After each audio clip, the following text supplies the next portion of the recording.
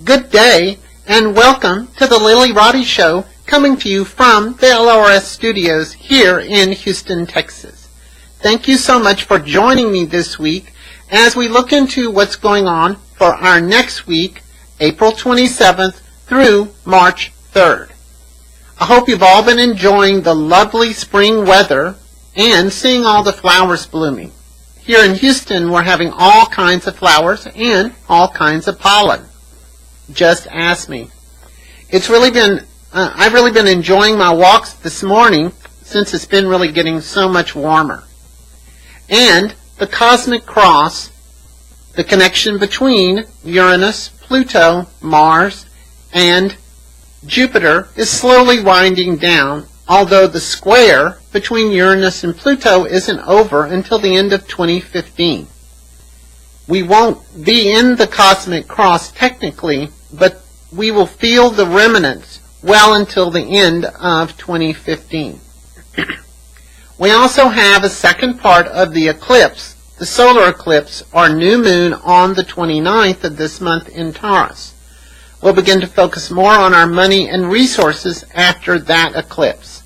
The lunar eclipse that preceded this was on April 15th. So let's look at the upcoming week.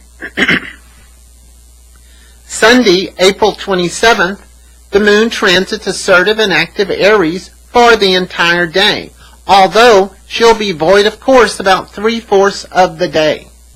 The moon opposes Mars at 2:28 a.m. This is a really energetic aspect, and if you're awake, this is a good time for adventure or some hijinks. The moon squares Pluto at 4:26 a.m. The moon continues to activate the remnants of the cardinal cosmic cross. If you're asleep, this might have added to your fitful night of sleep. If you're awake, this is a good time to be working on some projects around the house. The moon conjuncts Uranus at 5:01 a.m. This transit leaves us even more energized and wanting to remove any blocks or obstacles that prevent us from doing what we want. The sun sextiles Neptune at 5:34 a.m. Since this aspect is in effect all day, we will be in a much more self-reflective mood. This would be a good day for a nature hike, a visit to the Arboretum, or just taking a drive out of town. This is certainly a day of rest and retreat. The moon squares Jupiter at 6:02 a.m. This aspect indicates that we need to step out of the box and do something different for our morning routine. Spontaneity is a big part of this aspect. Now, the moon is now void of course from 6:02 a.m. until 9:23 a.m. on Monday morning, tomorrow, when the moon enters stable Taurus. This is just one of those days when the moon is void of course for most of our waking hours. Enjoy your day and don't put too much pressure on yourself. Do what you want and you are certain to be happy. We have a couple of more long void of course moon days this week. On Monday, April the 28th, the moon moves through fiery Aries, void of course, as the day begins. Now, the moon enters Taurus, the sign of our Earth Mother, at 9:23 a.m. Early morning may start off less organized, but we'll certainly be feeling much more in control as the moon enters Taurus. We only have one aspect for that day, and that occurs late in the evening. Finish up your task at hand and don't start anything new on Monday. The moon sextiles Neptune at 10:08 p.m. We're in a much more laid-back and introspective time frame. You'll find this is a great time for blogging, spending some time in your garden, or getting lost in an old movie. Tuesday, April 29th.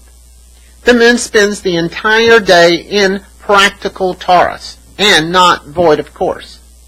The moon conjuncts the sun at 1:14 a.m. This particular new moon is the solar eclipse at 8 degrees Taurus. This particular solar eclipse activates the Taurus-Scorpio axis and will indicate a time for us to pay more attention to our personal resources, time, love, money, and talent. This energy should stay with us for at least the next 6 months. Use this time to get that part of your life organized. The moon conjuncts Mercury at 9:07 a.m. We're especially chatty this morning. Consequently, this is a great time to talk with clients, visit with old friends, or do some mental organizing. A little bit later in the morning, the moon trines Pluto at 9:39 a.m. Now, this is an especially good time to be able to have a real heart-to-heart conversation with someone. We're able to cut through the BS and to get to the heart of the matter. Excuse me. The moon sextiles Jupiter a little bit later in the morning at 11:56 a.m. This aspect indicates a great time to have an extended lunch. We're feeling upbeat and optimistic about any plans we are making. Just after noon, Mercury trines Pluto at 12:29 p.m. We are certainly in a probing and exploratory mood today with the influence of this aspect. We should be able to get to the bottom of things much easier and with much less resistance because of the trine. This is a great time for any type of negotiations, partnership talks, or some in-depth therapy. This aspect, Mercury trine Pluto, is in effect all day. In the evening, the moon opposes Saturn at 10:56 p.m. If taken from the right point of view, this is an excellent time to be very realistic about our long-term goals and expectations and what we can expect to be doing in about a year. This aspect can be harsh, so watch your internal criticism.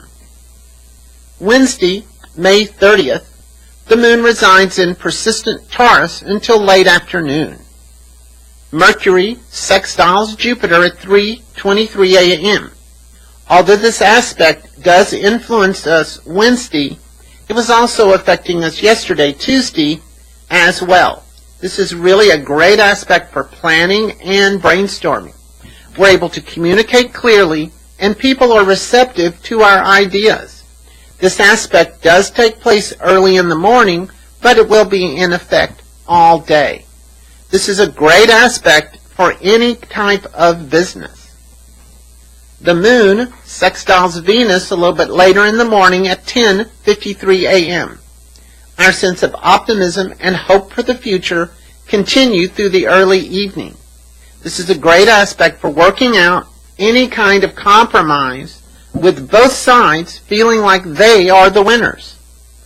The moon is now void of course in Taurus at 10:53 a.m. until the afternoon, 3:56 p.m., when the moon enters changeable Taurus.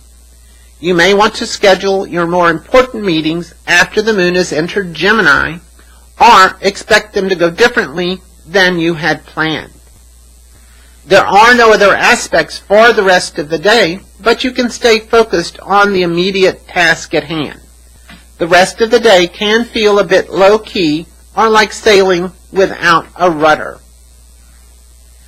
Thursday, May 1st, starting a new month, the moon continues in articulate Gemini. Early in the morning, the moon squares Neptune at 5:23 a.m. Just keep pushing that snooze button. Later in the afternoon, the moon trines Mars. We're much more active this afternoon and ready to take on almost any task with a good attitude. The moon sextiles Uranus at 6:32 p.m. This is a good multifaceted evening. It's a great time for entertaining clients, spending time with friends, or going to some new, out-of-the-way place to eat. The conversation will flow naturally this evening. The moon is now void, of course, in Gemini from 6:32 p.m. until Saturday morning at 1:13 a.m.